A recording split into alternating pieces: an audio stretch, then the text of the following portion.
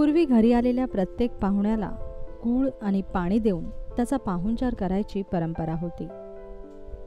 गावाकडे तर हीच रीत असायची.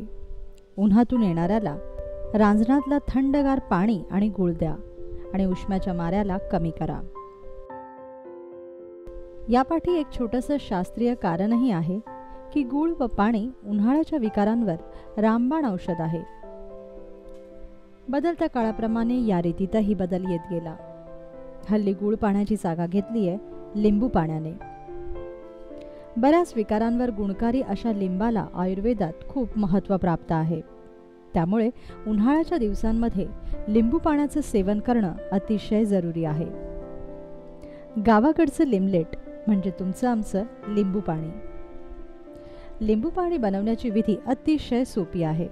चला तर मग आज बनवूया लिंबू पाणी.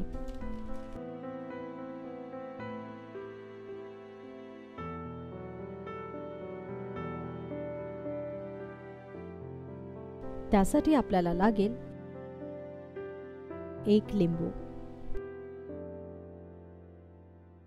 4 चमचे साखर आणि चिमूटभर मीठ. प्रथम 2 ग्लास थंडगार पाणी घ्या. मग त्यात साखर घाला. यानंतर यात लिंबू पिळा.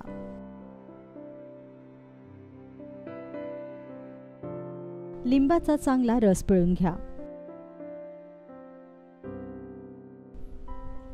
आणि वरून यात चिमूटभर मीठ घाला. आता साखर वितळेपर्यंत हा रस ढवळत रहा. साधारणतः 5 मिनिटे ढवळल्यानंतर साखर वितळेल.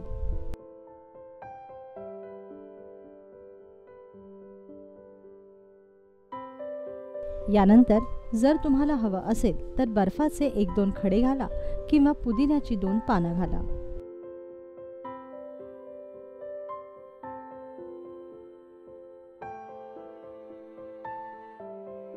तयार झालं लिंबू पाणी.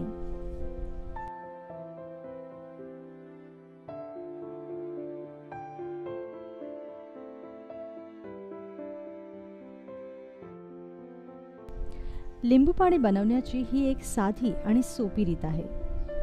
आपण यात कुठल्याही प्रकारचं एसेन्स, फूड कलर किंवा प्रिझर्वेटिव्ह्ज वापरलेले नाहीत. कारण खाद्यपदार्थांची मूळ चव न बदलता अस्सल पारंपरिक रेसिपीज आपल्यापर्यंत पोहोचवण्याचा हा आमचा एक प्रामाणिक प्रयत्न आहे.